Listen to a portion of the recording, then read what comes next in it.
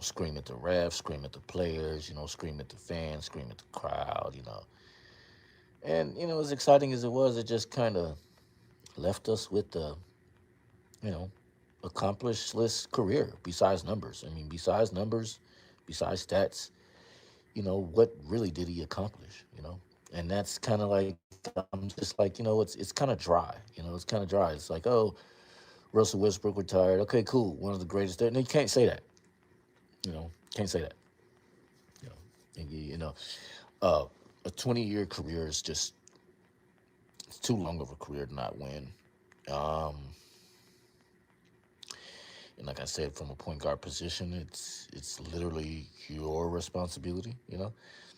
You're a veteran. The leadership is kind of on you, especially when you want to take the kind of shots attempts that he was taking. I mean, look at Brunson. Brunson took a lot of shot attempts and things like that, but he somehow found a way to make sure his team was going to win. And like I said, so that's my take on Russ. Like I said, very outstanding career as far as numbers, as far as heart, as far as explosiveness, as far as highlight plays. But I just, I don't know. I just look at the game a little differently. You know what I'm saying? I look at the game a little differently. And it's not to be hard on Russ, but I know the point guard position. I played it my whole life, actually. Uh, you know, and so and I'm still trying to perfect that, literally. And so it's just hard for me to you know put a guy in some of this top five, top 10, top whatever category when he plays a position that requires playing team basketball, and it just never happened in a 20-year career. It's just like it's just difficult for me to glorify that. Okay, um, and so it's just like and we can almost say he might have even got forced out the league. you know, you know, we could almost say he might have got forced out the league because there was an interview last year, a press conference where they asked him if this was his last year when he was with Sacramento, and he said, "Yeah, right." But you got to look around. You're in LA. He basically played for every team in California, and now you're at basically the armpit of the state. Well, a matter of fact, he didn't play for Golden State. He did, but he couldn't. I don't think the Warriors would have brought in Russell Westbrook, honestly. But like I said, he played for three teams in California. He found himself at the end of his career for the worst team, and I don't even think they really had a good chemistry. The fans weren't satisfied with the losing. Uh, Westbrook was getting into it with some of the fans and some of the games. And it's like when you see yourself in that situation, it becomes difficult to work contracts out. The league was you know moving on from guys like Luca and even guys like Jalen Brown. So you start to see this kind of stuff, and I think what ends up happening is you get to see where the league is heading, where your career is heading, or where it's at for that matter. You've had several seasons in and out of war rooms with your agent and other franchises, and you just kind of start to realize that hey, this is going down the wrong way. It's going down the wrong direction. I better quit while I'm ahead before, I think the only thing that was next for him might have been coming off the bench, which I don't think he wanted to do. I think he made a decision to look at it all like, hey, let me go out being top dog as far as, I was always getting starter minutes on whatever team I was on. Uh, and let me just, and it kind of fits the way his whole career had been, kind of selfish, because he knew people were probably just going to look and tally up his stats, his accolades, and give him, the love he's getting now, regardless of how it looked. I mean, I don't think he ever really cared about how stuff looked anyway. If that was the case, he'd have did a better job playing with his team. and finding a way to, involve his teammates. And when it came time to winning, throughout the course of the season, he just didn't do that. So at the same time, if people want to sit there and overinflate his worth or his value or his legacy, then sure, that's probably why he retired when he did, so people could look at those numbers and go ahead and try to put him towards the top and all that. But when I see that stuff, it's just like no, no, no, no. I just can't do it.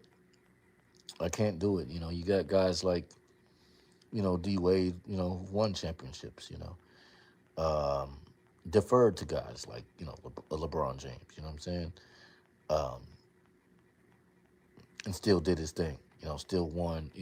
Those championships and things like that. So played with a guy like Shaq and figured out a way to fit in, and make it all work. And that's just something Russ didn't do. And it's so interesting. Russ played with LeBron, just like Dwayne Wade played with LeBron. So did Russ. He was with L.A. And L.A. ended up getting a ring out there and the bubble and all that good stuff. And so I'm not saying Russ was there at that time, but he was definitely in there with the Lakers with LeBron. And when you can't win with KD, you can't win with LeBron. You can't win with Harden, if I'm not mistaken, in Houston. Then it's just like, at the end of the day, you got to take a hit for that. It's got to backfire and it's got to reverse the narrative. We've got to reverse the narrative and stop moving the goalposts and pin it on him. Don't point the finger, pull the thumb. Worse, it was you the whole time. You were the reason why, you know, your teams didn't win. And so to have that as a fact and then turn around and put the guy up there in the top, you know, categories, I just feel like, we're doing the game a disservice. We're teaching the youth the wrong thing. He was a perfect example of the wrong way to play the game of basketball with the right set of skills. So he did some stuff with it individually, but didn't win anything.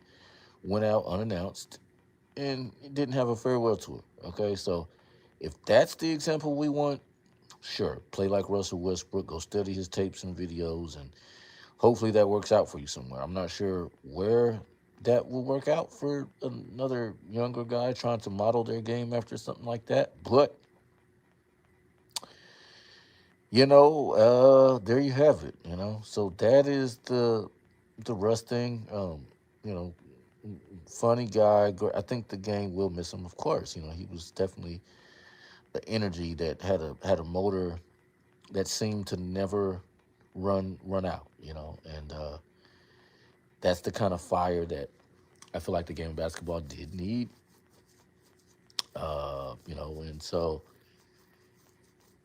great career, great story. Shout out to him.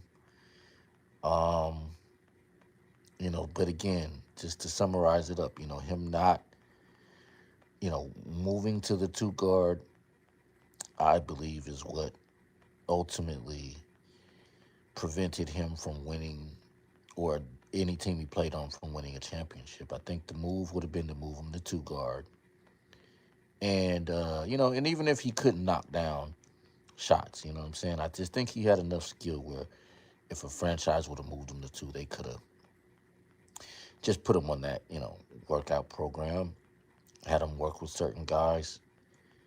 And, obviously he could get his shot off comfortably with his athleticism he had. But I think him just being utilized in a slashing role would have better served the teams he was on.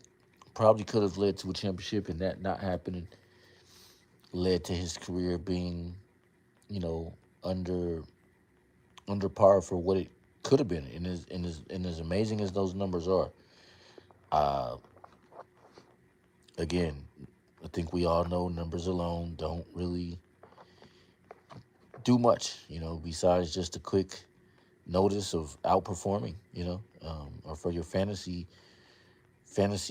lineup that benefited from the times where you were, you know, filling up the stat sheet.